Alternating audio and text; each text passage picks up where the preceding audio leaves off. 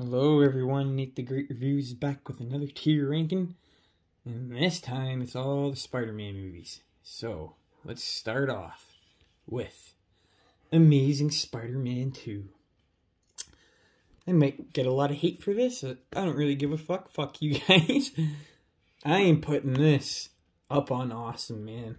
I have always loved this movie, and I always will. I understand some of the hate. Yes, the plot is... I wouldn't even say it's messy.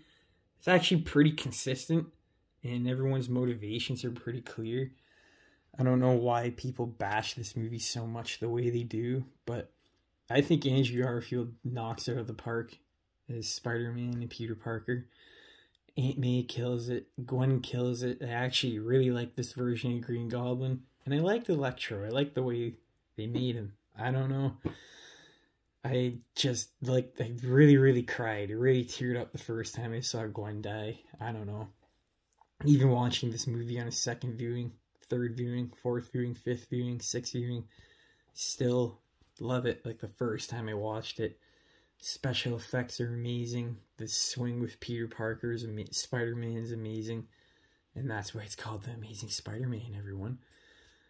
I like movies like these that have more than one or two villains. Yeah, Rhino was kind of wasted, but at least Electro and Green Goblin got their climax fight at the end.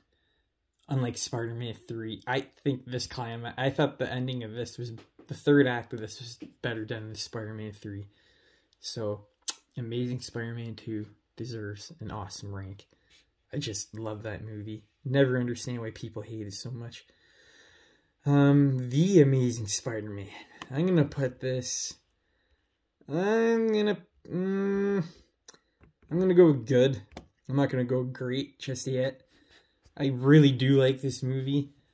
The thing for me is there's not enough action. It's kind of like Homecoming, which is nice. They gotta do build up. But there's not enough action here, and the action is just not done the best. For me, I think this is better on a more emotional level than action and scale and fighting wise. All the actors just do a really good job. I think the part with Uncle Ben actually isn't as bad as people say. They put their own little twist to it. And like I said, the only thing that's really holding this back from great or awesome is the lack of action. I've never liked, even the first time I saw this when it came out in theaters, I never liked the ending battle with the lizard. It just never really, I don't know, it just wasn't interesting. It was very dark. It was hard to see what was going on. I thought they could have done a way better job, but all around, really good emotional Spider-Man movie. I don't know, there's just not much to say about the Amazing Spider-Man. Into the Spider-Verse. Whoa, this is a tough one. I'm gonna go with, I'll go with great. Fuck it. I think it's a pretty great movie. I think they nailed Miles Morales down pretty good. I thought they got the Prowler down really good. I really liked the Prowler. The only thing I didn't like about this movie was the Kingpin being the villain. I just thought it was kind of stupid. Kingpin's way better in live action or in the older Spider-Man cartoons. I didn't like his character model, how his head was way too big. And it just did not suit the character. Doc Ock's wife, she was alright, but the villains are pretty forgettable other than the Prowler, and I wish the Prowler was like the main villain. And if he was, I think this movie would have been pretty awesome, but I'm going to keep it great for now, just because the villains kind of hold it back. And on rewatchability, it's not the best. You know what? I'm going to put this, I'm going to move this down to good. It's not great for me, but yeah, I don't know. I like it a lot. I like the art style a lot. It looks really nice in 4K. The voice acting is good, but it's kind of one of those movies like The Amazing Spider-Man. Once you've seen it, you're not really going to want to go back and watch it again. No Way Home. This is a tough one, man. This is a really tough one. You know what? I think we're gonna save that for last. We'll come back to that. Spider-Man 3. I'm gonna put this, actually, I don't know if people are gonna like this, but it's going up here, baby. The whole Sam Raimi trilogy is better than good. Bully Maguire. I'm not even gonna talk about him, but I think this movie is actually really good. I think it actually has a really good storyline. I like the relationship between Toby and MJ a lot here because, Harry and Peter, you know. It's been developed with the both of them through Spider-Man 1 and 2 really good. And they capitalize on it really good here. Sandman is awesome. The special effects are awesome. I really like Harry and his Green Goblin, his motivations. And I like the fight with him and Peter at the end. The only thing that is holding this movie back from greatness to me is you just gotta take Venom out of there. He did not need to be in here. Sam Raimi didn't want him to be in here, and he got forced by the studio to put him in here. Because at the time, they didn't think Venom would succeed in his own movie, so they threw him in here. I like that version of Eddie Brock, the guy from that 70s show, whatever his name is, the guy that plays Eric. I like his version of Eddie Brock. It's really nerdy. It's really, you know, he's kind of nerdy, but he's kind of a jackass. I think Tom Hardy does better, but he still did good. But I did not like the Venom. The look of Venom did not look like Venom to me. The Venom we have now reminds me of Venom. Tom Hardy's Venom. This Venom just looked exactly like Spider-Man. And I know, you know, the only time I ever think of Venom looking like Spider-Man is when the symbiote goes on to Peter Parker's suit and then it transforms into black. Other than that, Venom should be jacked and big. Here, he's not intimidating whatsoever. Never really liked him. Other than that, like I said, Sandman, everyone else, I think they did awesome. I love them. I fucking really like them. And memes aside, this is actually a really good movie. And also memes aside, the Bully Maguire part actually isn't that bad when you don't think about the memes and you actually think about why he's being such a jackass. It actually kind of makes sense, and I really like it. So, Spider-Man 3 gets a great tier. Alrighty, Homecoming. I just want to bitch for a second. I'm just gonna skip to this. I don't think any I shouldn't have put a bad tier. I don't think any Spider-Man movies that have been made are bad. So just pretend that tier's not there. Guess I'm smoking. Fuck. Spider-Man Homecoming. This is a meh movie for me. It's always been a meh movie for me. I saw it when it came out. I really liked. It was the first time we actually got to see Tom Holland, you know, in his own movie, so I was really excited. It was kind of like The Amazing Spider-Man. It really lacked those fights, but the emotion was kind of there. But this movie, he has Iron Man, Daddy Iron Man, following him around the whole movie, telling him what to do. There's not a lot of emotion in this movie. There's not a lot of fighting, and there's a couple of good scenes of Peter saving people and being Spider-Man, which is obviously really nice to see because that's who Spider-Man is at the end of the day.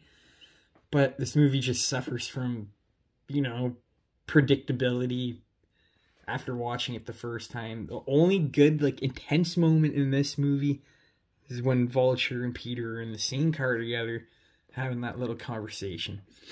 That's the only scene that's really intense. The ending battle, I remember watching this in the theaters and just being like, is that it? Like, are you fucking kidding me? Him and Vulture don't even fight. They don't even swing punches at each other. Peter gets his ass handed to him, gets stomped on, and all he does is just yank Vulture down to the ground. That's it. Like, really? No, I've never really liked this movie for that, like, for fighting. Character development, it's alright. It's just a fluffy, fun high school movie to just sit down and watch. It's very, very lighthearted. It doesn't take itself too seriously, but I like the Vulture as the villain, but other than that, this movie is just very, very forgettable for me.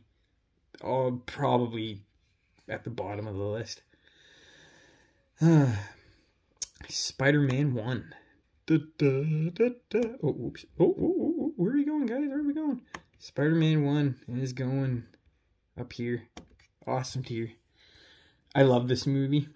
this is my favorite Spider-Man movie out of all these movies. I should have made another category, actually, to put above awesome, but whatever. This movie's so good, it deserves its own category. Tobey Maguire kills it. I love everything about this movie. The Green Goblin, Harry, Mary Jane.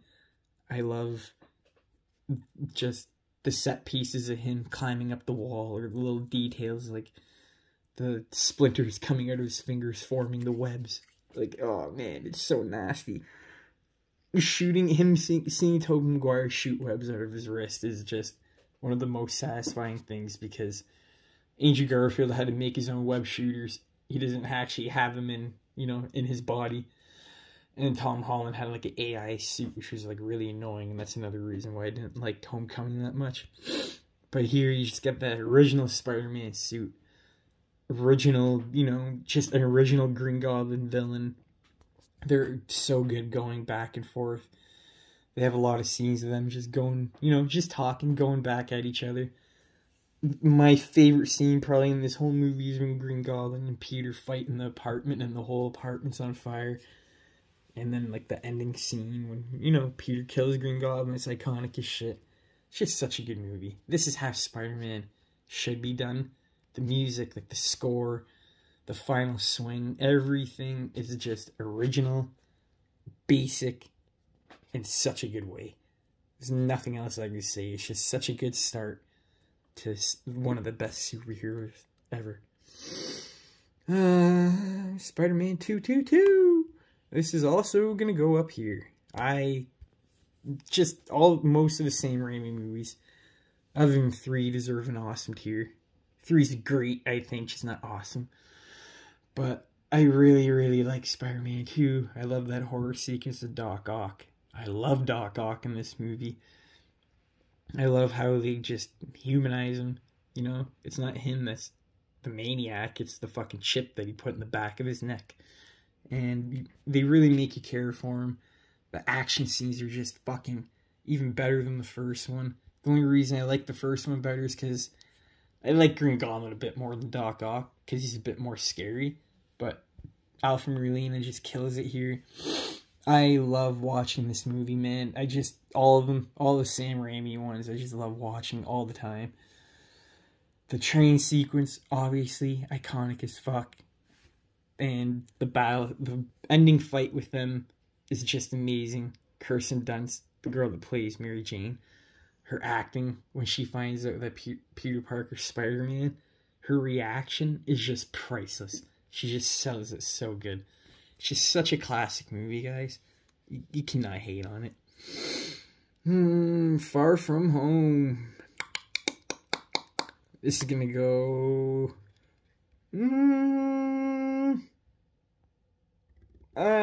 man. I'm gonna put it at great.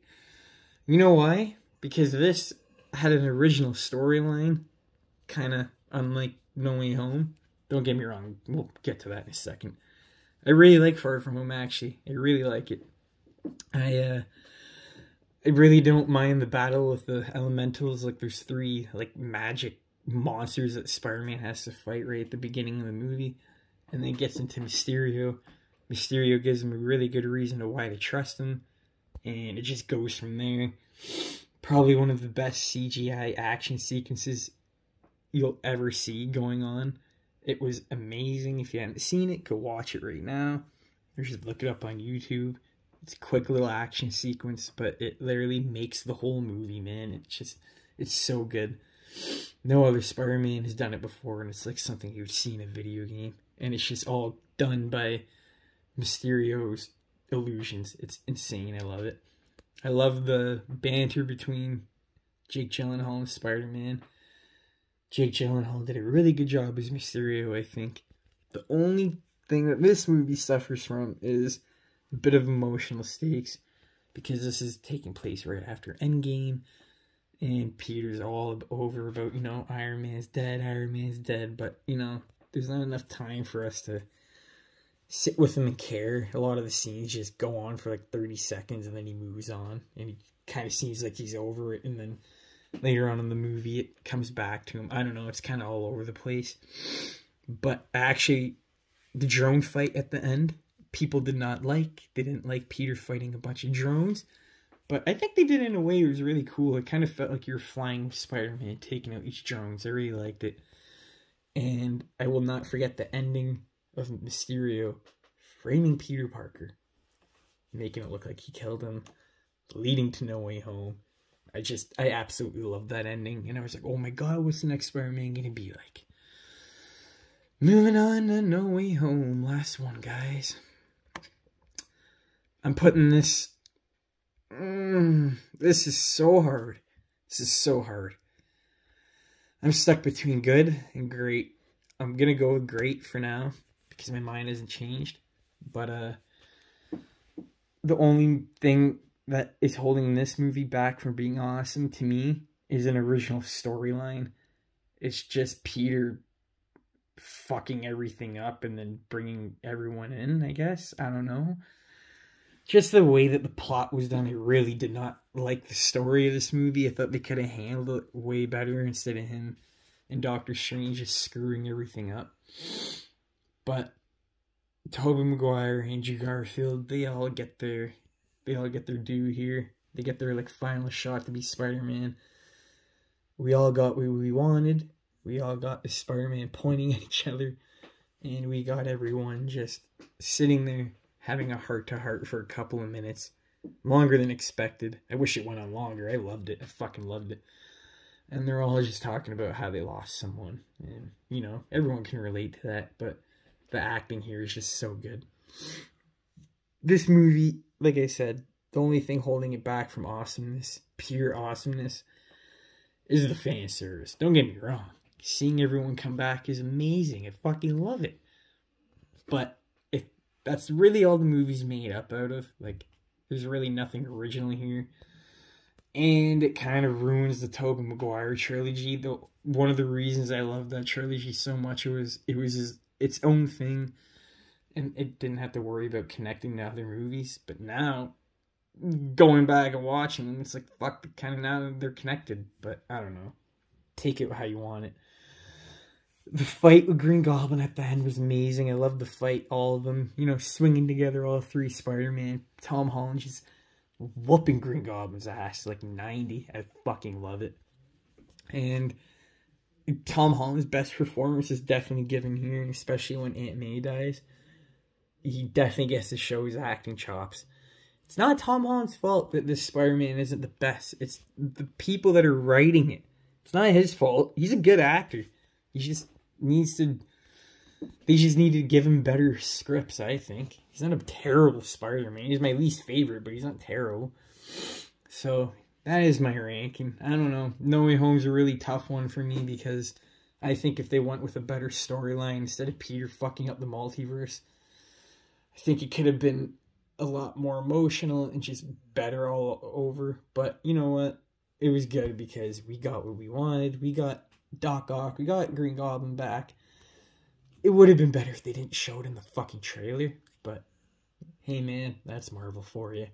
Really good movie, all around.